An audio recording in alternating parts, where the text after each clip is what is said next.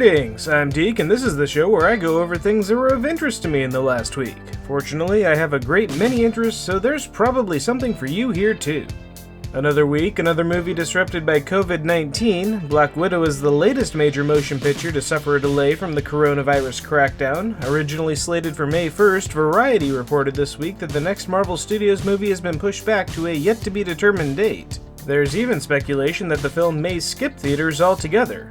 What's been bad for theaters has been good for home video. The Sonic the Hedgehog movie barely made it out of theaters before the mass closings, but homebound kids will be able to watch it again sooner than you'd think.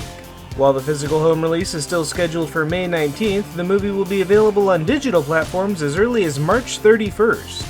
Likewise, Pixar and Disney's Onward is also making up for its cut-short theatrical run. In spite of releasing just 2 weeks ago, the movie is currently available for purchase digitally and will be releasing on Disney Plus on April 3rd. Other movies seeing early digital releases include Birds of Prey and Bloodshot, both making their way to digital this week. Meanwhile, Universal Studios is looking to recoup some lost revenue by releasing some of their recent pictures online for rental. Movies like Emma, The Hunt, and The Invisible Man should, by all rights, still be in theaters. Instead, Universal will be making them available for digital rental.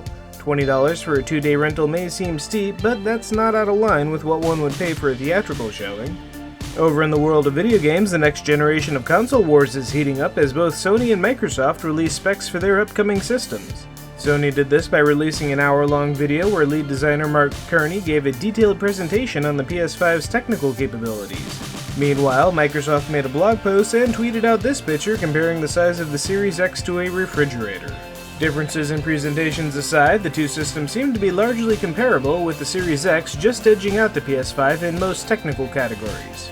The biggest difference between the consoles so far seems to be the commitment to backwards compatibility. While Sony promises that most of the most popular PS4 games will run on the PS5, Microsoft is committed to supporting backwards compatibility for the Xbox One, 360, and original Xbox games. It seems that everything from your digital library to your game saves will be transferable to the new system, and in some cases at least, purchasing a game for your Xbox One now will automatically grant you access to the Series X version later, so you don't have to buy the same game twice. That's something that would be nice for other console developers to keep in mind. Nintendo. In other video game news, the Resident Evil 3 demo came out this week, and it was just the thing to take people's minds off of the oppressive viral outbreak keeping everybody inside. The demo takes about 40 minutes if you're really taking your time, and about 2 minutes if you're going really fast. There are 20 unique figures to find in the demo. Fortunately, you'll have an unlimited amount of playtime to find them this time. And once you've gotten everything you can out of the RE3 Remake demo, this Friday, Capcom will also start up an open beta for Resident Evil Resistance, so players can try out the multiplayer portion of the game.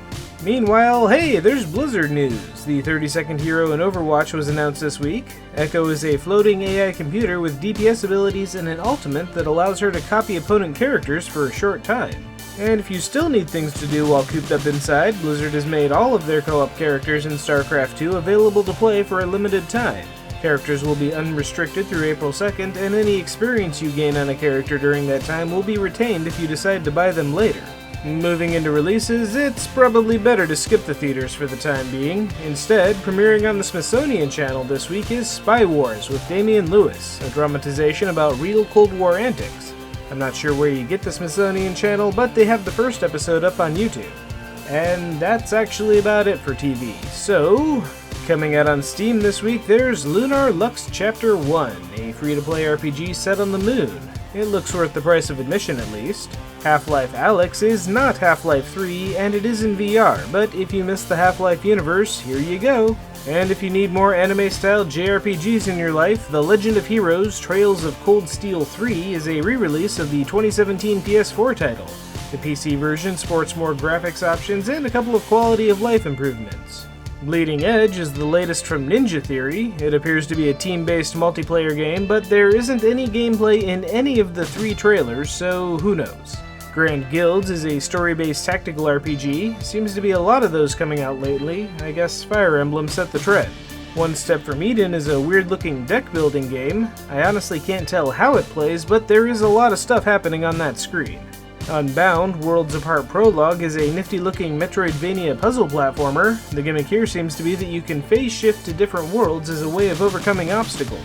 And if you're looking for some more anime fighting action, One Piece Pirate Warriors 4 will take Luffy and friends through the most recent arcs of the anime. The Range is our RPG Maker entry of the week. This time we have a horror adventure game set in a desolate house of monsters. And finally on Steam, Sunrise 7's description says that you're a shadow trying to escape the light of dawn, but the gameplay looks like there's a lot more going on than that. Over on the Epic Games Store, this week's free games are the Stanley Parable, if you haven't experienced yet, and Watch Dogs, the least good entry in the franchise, but a good reminder that Watch Dogs Legion is coming out in the next year or so. On consoles, Vampire the Masquerade Courtiers of New York is headed for the Switch and PS4 this week if you're looking for some vampiric story-based fun. RFL Enhanced Edition updates the 2016 JRPG for a multi-platform release, presumably with, enhancements. And headed for the Switch is Saints Row 4 Re-Elected, cause it's not like we could do any worse. That leaves us with this week's awesome video. Oddly out of nowhere, Noah Sterling produces an animated history of Earth's Green Lanterns, just in case you wanted a refresher. What's your deal? I'm angry and a jerk all the time. That's what. Yeah, and I'm angry because I'm a black man being written by a white guy in an awkward transitional period for comic book writing in the 1970s. Oh, but I'll get better soon. I won't, and that's what's great about me. That's it for this week, so which next-gen console looks most appealing to you? Let me know in the comments. Be sure to subscribe to my channel for more videos, and maybe give me a like if you think I deserved it. I hope you enjoyed this video, and have a great week!